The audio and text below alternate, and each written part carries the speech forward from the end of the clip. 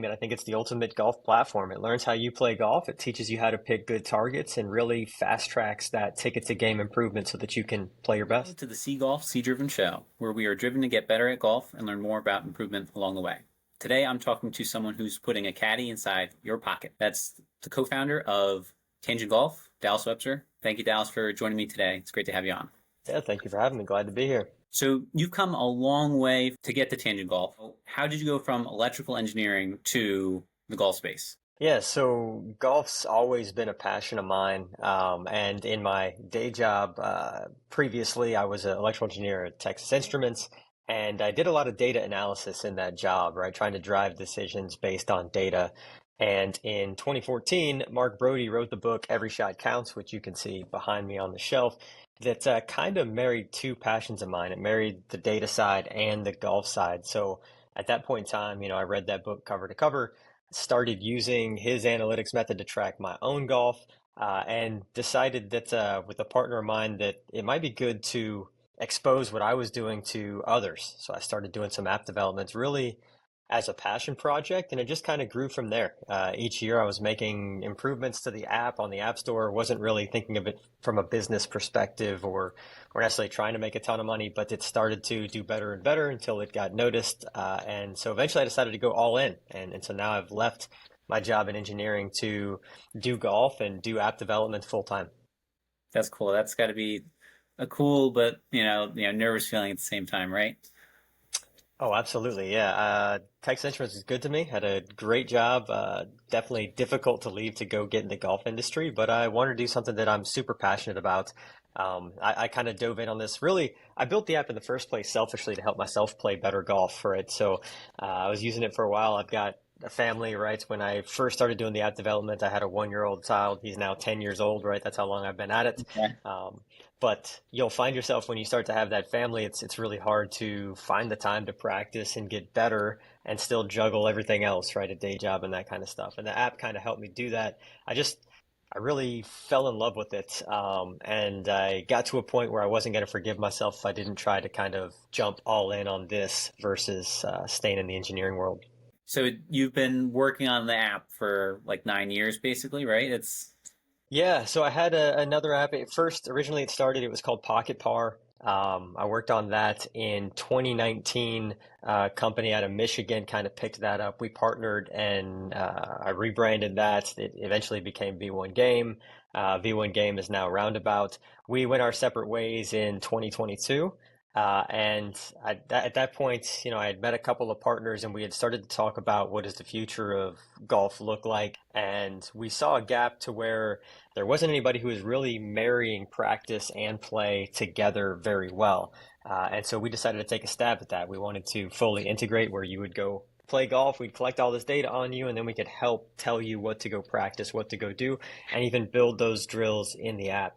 I think we're pretty early on in that experiment, let's say. So it is working. We have some ways to go, I think, to continue to improve the practice side of the app. But yeah, so 10 years from conception where I started, when I started this, it wasn't an app at all. It was Excel spreadsheets and Python scripts and like this little paper scorecard that I would fill out every time that I played.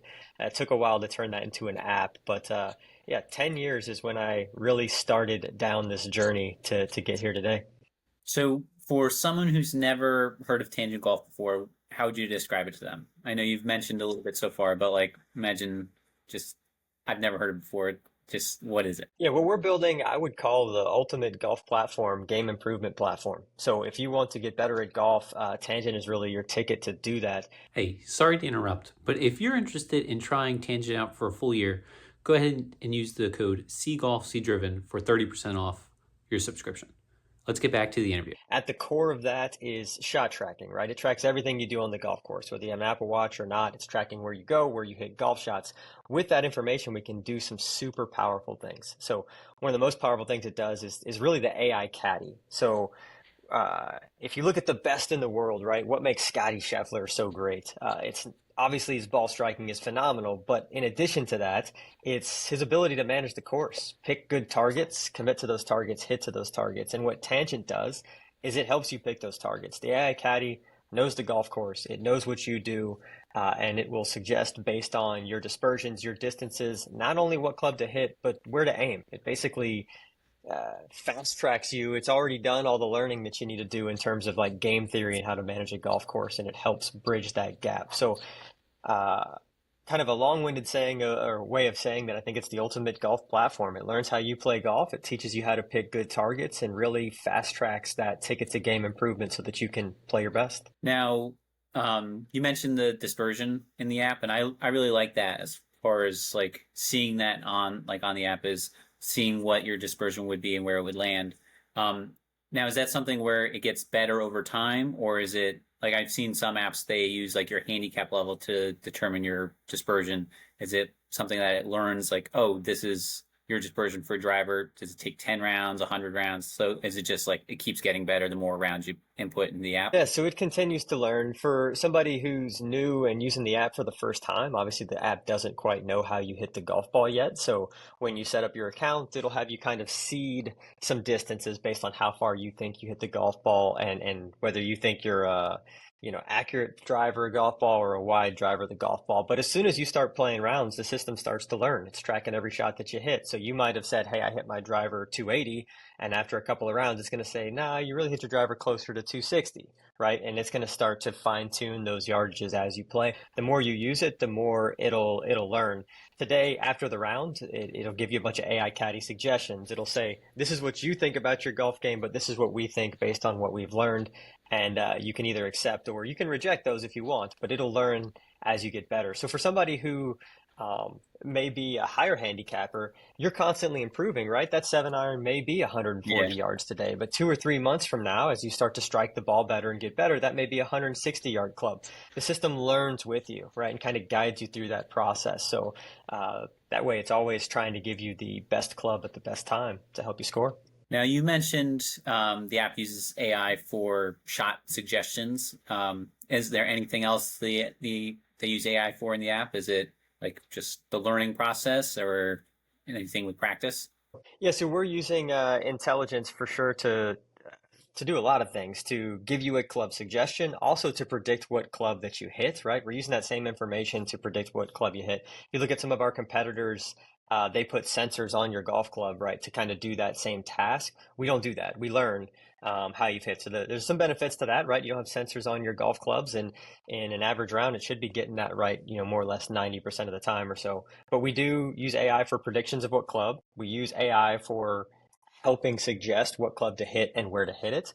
We also use some intelligence to analyze your round after the fact and help determine what practice you should go do, right? We're looking at all of the data that we have on you. So after we're done, one of the things that we give you that not too many others do is, in addition to strokes gained, we really dive into the strokes gained and say, well, why was your strokes gained approach poor? We don't just leave it as, hey, you lost 4 strokes for approach. We'll go dive in and say, well, really, you lost strokes gained for approach because you struggled with distance control, or maybe you struggled with direction, right?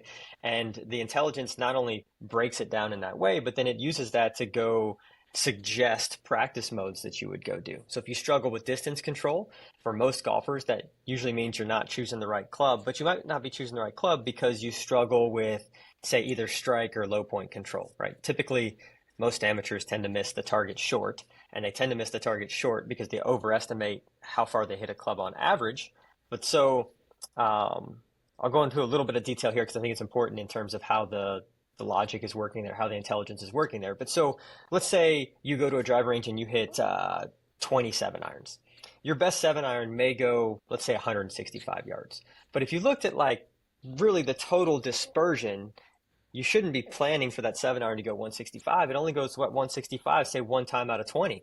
Most of the time, that center of that distribution is probably closer to, say, 150. Well, there's a big difference between 150 and 165 yards. The system learns. It's going to tell you, hey, you should really plan for this target to be 150 yards kind of as you move forward. But then when you're missing short, the reason why it goes 165 one time and 150 the other is usually because either poor strike or poor low point control. You're either missing the center of the face or you're hitting the ball fat or thin or just not in the center of the face, toe or heel.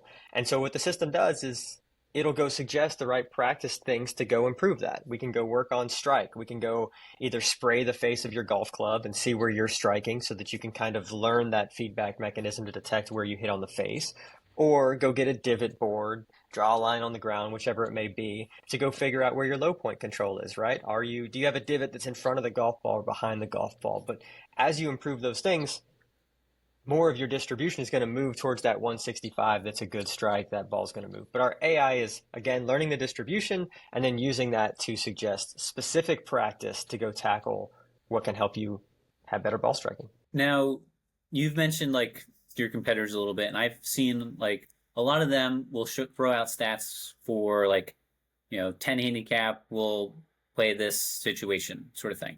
But they're all on course, like all on course statistics. Do you guys ever look at like are you collecting the statistics from like the practice session, like practice like aspect of the app? Are you looking into that too? Like, does this drill help players better than this drill probably, or is, something like that? Are you guys looking into? Yeah, so that's definitely the future and the direction that we're headed. I would say we're early. We've had practice in the app now going back to February, so only about 4 or 5 months. Now we've collected, thousands of practice sessions kind of already. So I think we're just at the, beginning of what we can go do with that data.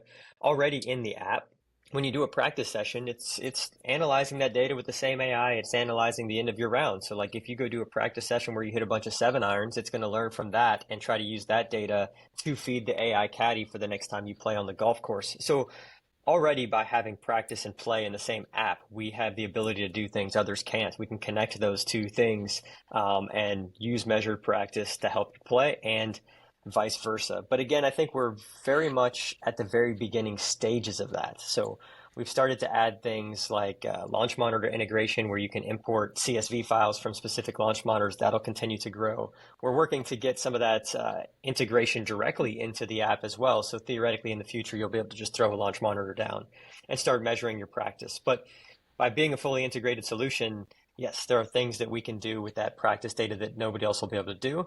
And being a data guy, I have all kinds of plans for what we'll do once we start having, all of that recorded, right? We'll start to know what a 10 handicap can do in practice versus what a scratch can do in practice in a way that I don't think anybody else can match. That's really cool. I know like, so I've done like kept track of my practice sort of stuff in notebooks and Excel spreadsheets and like a habit tracker. So I don't know if you've had like similar and you were just like looking like there's got to be a better way to do this than just doing all the Excel spreadsheets. So that's really cool that it's in the app. Yeah, I guess to piggyback on that comment, right?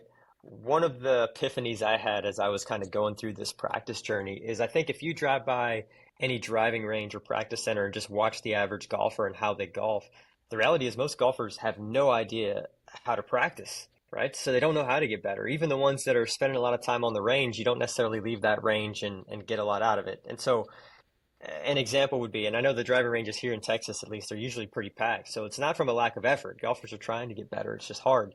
But if you watched a golfer hit a bucket of balls and they got done and you asked them what they were working on, a lot of times it's not even something necessarily specific. They were just hitting balls kind of mindlessly. Occasionally you'll have somebody who's like, yeah, I was working on this position or I was trying to, do this particular thing. If you took that one step further and asked them another question and said, well, did you get better? How did it work? They'd struggle to answer that question probably, right? At least to quantify it. They might say, yeah, I felt like I got better, but they can't actually measure whether that session was in any way better than the last one. And what Tangent allows you to do in this case is to measure that. So like, let's say you're working on something as simple as aim and alignment, right? Everybody's going to throw down alignment sticks and they're going to hit those balls. They're going to feel pretty good that like, yeah, I worked on aim and alignment. But if you got done with that session, I said, okay, how many of those balls missed right of your target and how many of those you missed left? You probably wouldn't know. Yeah. You might have a feeling like, I think more went to the right, but you actually don't know how many went more to the right because your brain just doesn't keep track of every shot that you've just hit. What Tangent again allows you to do is to say, well, yeah, actually, 5 shots were to the right, only 1 shot was to the left of your target, and then say 14 or the other remainder were more or less on target. Well, that's useful information to know, to quantify it, so that the next time you come out, you can say, okay, did I still miss 5 to the right, or is that number getting better? Is it getting worse? That's really where the value is of tracking your practice. Yeah, and it's taking your phone out and putting like right or left is a lot more efficient than taking out a pencil and a notebook and then looking at that over, practice sessions. That really helps. Right, and So you can track from your watch too. And like I said, the future is more integration with launch monitors, and we're going to keep trying to make that even easier. But yeah, today I've got this product from iRange Golf. I'm not sponsored or affiliated with them in any way, but I really like it because you can throw your phone on this little monopod in front of you, which makes it really easy to hit a golf ball and then track a result. I think most golfers kind of throw that away and don't take the time for that post shot, post swing analysis. But honestly, even from a practice perspective, breaking somebody's routine and instead of just, raking ball after ball and hitting them, taking that quick minute to pause and say, okay, what happened there and track it, I think adds value just in and of itself. you mentioned using the watch, and you can use your phone. That's how I've used the app so far. Um, what are the big differences between using your watch and using the phone? Is there really much of a difference, or are they pretty similar? So capability wise, they're equivalent. Now, the user experience is significantly better if you have a watch, particularly when you're playing golf. You'll have all of your yardages and everything right there at a glance. You don't have to pull your phone out. I'm a person, when I'm on the golf course, I do not like to be distracted. Pulling my phone out is probably the last thing that I want to do, right? Because all it does is open up the opportunity to see an email or a text message that you weren't expecting and kind of pull you out of the moment. So I prefer the watch experience. I also put my device on do not disturb for that same reason. But with a watch, you have some technology advantages, right? It's really easy to detect exactly where a swing happened with your watch because you're never going to stand there and go through that same motion for no reason. So it makes the system very, very accurate. If you have just a phone, the AI has to work a little harder to do the tracking. It does still do quite well, but it is a little bit more editing intensive after the round. Instead of taking, 1 to 2 minutes, maybe it takes 5 to 10 minutes if you use a phone only. So there's an advantage to using the watch over just the phone.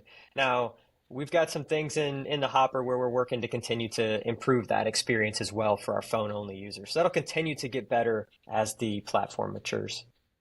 Now, like, would you guys consider like sensors for like people who are just looking to use the phone, or is that like kind of not what the issue would be? It would be more like something else that I'm not thinking of. I would say we haven't ruled it out. I think we want to be careful there. It is a differentiating factor for us. I mean, one, just the accessibility to the platform is significant. For some of our competitors, you're talking about spending hundreds of dollars just to experience the platform for the first time, whereas for ours, you can just download it and try it for free, tomorrow and go give it a spin and see what it likes.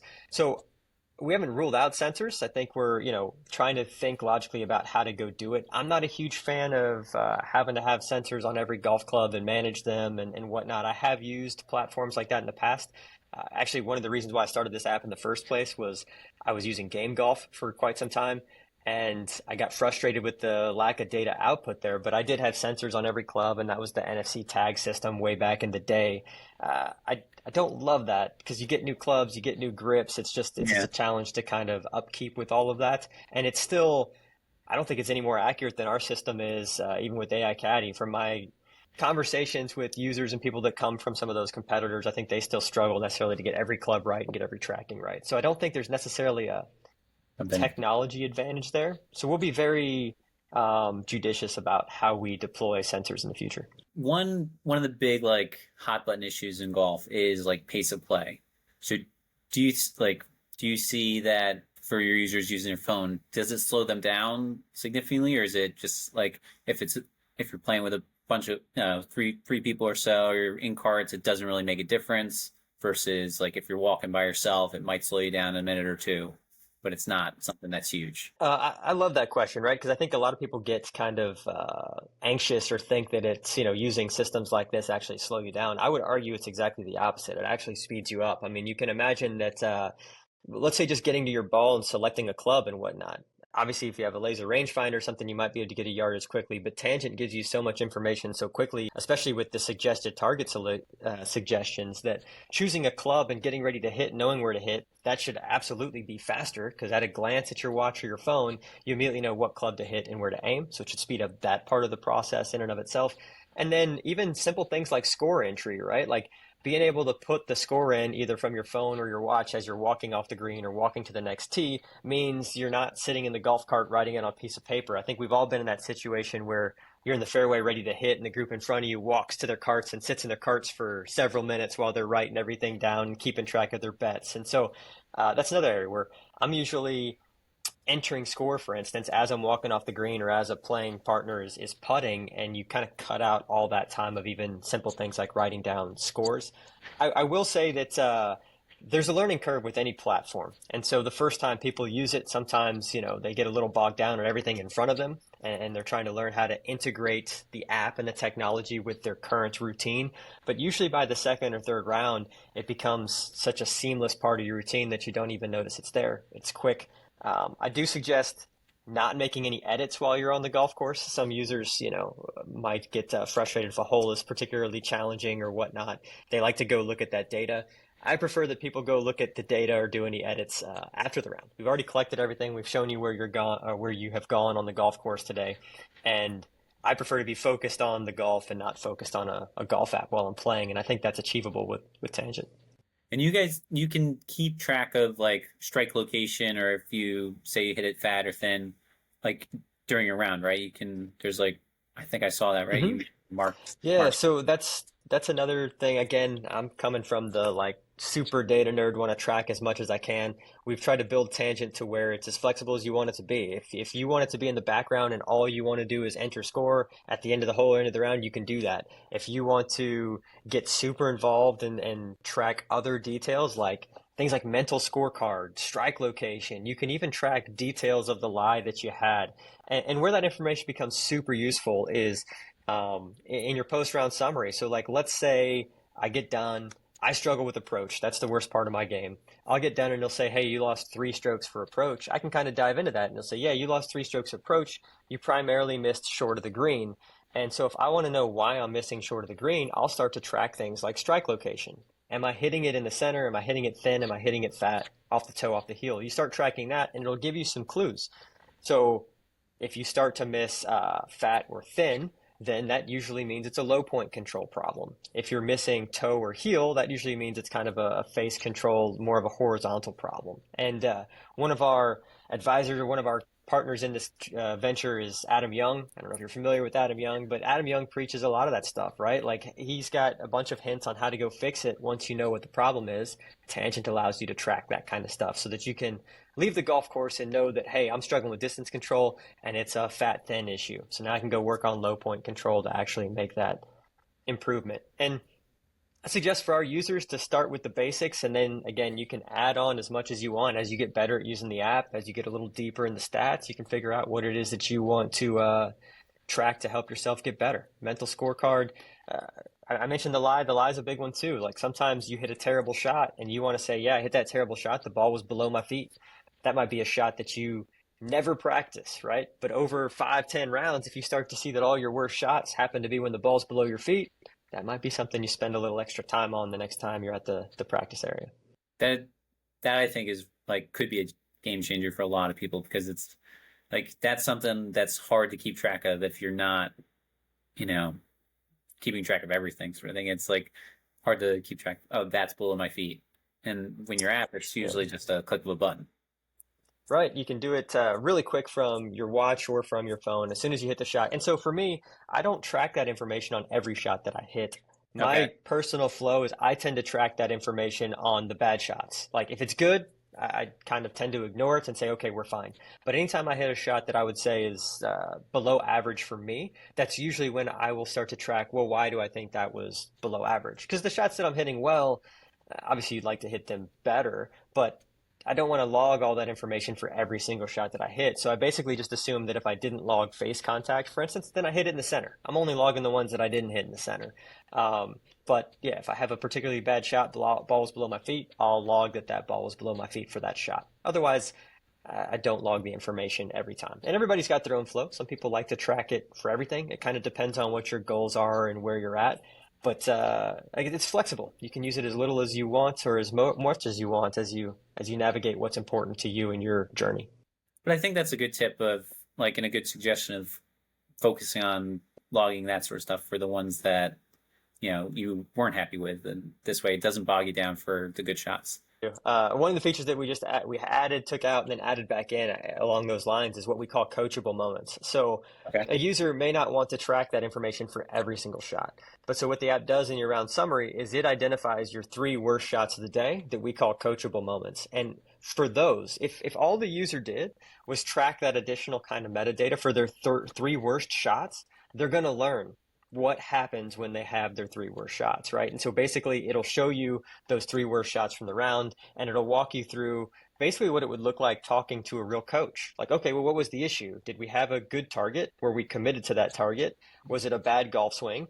Or, were we distracted? And those things all kind of map to a specific thing that you might work on. So if you were distracted, well, that's a mental scorecard thing, right? So how often are you distracted? If a distraction is causing your worst shots, and that might be something as simple as the beverage cart pulled up, or I heard a bird, or my friend was talking. But if you were distracted, you'd mark that. If it was a strike issue, you'd go mark that. But if all you did was after the round think about those three worst shots and log what happened on those three worst shots, you can learn a ton, and it's not intrusive to your round. You're not trying, let's say you're shooting 120. You don't have to log that for 120 shots. If all you did was think about your three worst shots, your three worst shots get better and better and better, then the rest of your shots are going to get better as well. So what do you think is like the hardest part so far about, obtaining users? Is it, the competition? Is it getting people away from like the paper scorecard? Is it just awareness for you guys? Because you guys are pretty new. Is it? It's a good question. I mean, so the golf GPS is a relatively crowded market. Now, we definitely appeal towards more analytical users and that kind of stuff, and the people are shot tracking. But we want to get more and more golfers, a bigger part of the market, to see the value in kind of where we go. So the hardest part is really differentiating yourself as a golf GPS app. For instance, and even trying to articulate what the app is. If I tell you, hey, I've got a golf GPS with an AI caddy, most users are going to say, oh yeah, everybody's got an AI caddy. Like I've got 5 apps on my phone, or that already have that. Everybody's already got a golf GPS for the most part. So trying to motivate somebody that might already have an 18 birdies or an Arcos or whatever on their phone to download another one is really the initial challenge. And we got to step up our game probably on the marketing side to really explain kind of why we're different from those others, because a lot of those competitors would argue that they have an AI caddy, but they don't have an AI caddy like ours. Most AI caddies that I've seen out there really only think about what happens if you hit the shot well, and they do very basic club suggestions. Ours is fundamentally different in the way it even tackles your game, the way that it learns and whatnot. But that's probably the hardest part is people have short attention spans, right? So how in like a simple image or how in a 15-second ad clip do you explain all the capabilities of this platform without kind of overwhelming or getting somebody to roll their eyes? And we're getting better and better at that, but that's the part of the journey kind of that we're on is I think that from a technology perspective and capability perspective, there's nobody that can touch us. But we've got to go figure out how to get users to see that, understand that quickly, and then get onboarded in the system as they go. Now, your users so far, like, would you say you said they're probably more on the analytical side. Do you think are most of them playing a lot of rounds, or are they kind of like generally like once or twice a week? Like, I doubt someone who's, playing once every few weeks is, this is kind of going to be up their alley, but it's like, do you see most of them are playing pretty frequently? For sure, the more somebody plays, the more likely they are to kind of have any app or use any app. I think the benefit of an app like ours that does full shot tracking is somebody who does play every time, even if they're playing the same course every time, there's still a benefit in running our app. So we do have users that play every day and are, avid about it. As I started out this conversation, I mentioned, though, I built the app because I could not play very much. I was playing once, twice a month with my family, and I still wanted to get better. And an app like this is really the ticket to that because it gives you things that you can do in the interim, even if it's rolling balls on a carpet at home, to improve, even if you're only playing once or twice a month. So, like, if I look at where we are today as an app, right, we've got somewhere in the neighborhood of 40,000 users. We've had almost 90,000 rounds logged, somewhere over 2.5 million shots. Like, it's moving quickly, but we have some work to do, I think, to show more casual golfers why they should invest in a platform like this. I think it's it's more of a education part of it, right? A lot of users, if you're just out there to like drink beer and have fun, or you're just more casual and not necessarily focused on game improvement, sometimes you're like, well, why would I invest in a platform like this? But Tangent offers a lot more than just the gross super data. One of the cool things about the app is you can dive as deep into data as you want to go. If you want to see, your distribution for every 7-iron you've ever hit, like down to the finest details, you can do that. But with the AI, if you just want somebody to very simply say, hey, if you had 5 minutes today, go do this, it also does that. We've added some more social aspects to the app as well. I mean, one of the cool things for golf influencers, we got Adam Young on there, I'm on there, and we'll start to add some more as we go. But golf influencers can now get on the platform, and if you've got your favorite person, whoever that might be, like shout out to Good or those guys or whoever, right? If they wanted to come in the platform, they can use it, and somebody can actually follow along live and see them play. So we're tackling not just the data nerds, I think, which was your original question, but like a lot of fun that we get out of the app is using it with friends. For instance, I've got a bunch of people that follow me in the app that are friends or just app users, but every time I play around a golf, they get notifications if they've enabled that I'm playing, how I'm playing, where I'm playing. So I just spent a week in Bandon Dunes, which was phenomenal. All my buddies, are following along in the Tangent app, seeing what I'm scoring, sending me text messages every day because they get like ESPN like notifications for, when I make birdies, what hole I'm on, what I'm scoring, that kind of stuff. So it's kind of fun to, again, I put my app on Do Not Disturb because I don't want that while I'm playing. But it's cool when I'm done and I'm sitting at the 19th hole to go back and look at all the comments from my friends and that have either told me good round or picked on me for that bad double I made on 17, whatever it may be. That's really awesome. So when someone downloads the app, they download the free version. What's the difference? Like, what's included in the free version versus when they, upgrade to the subscription?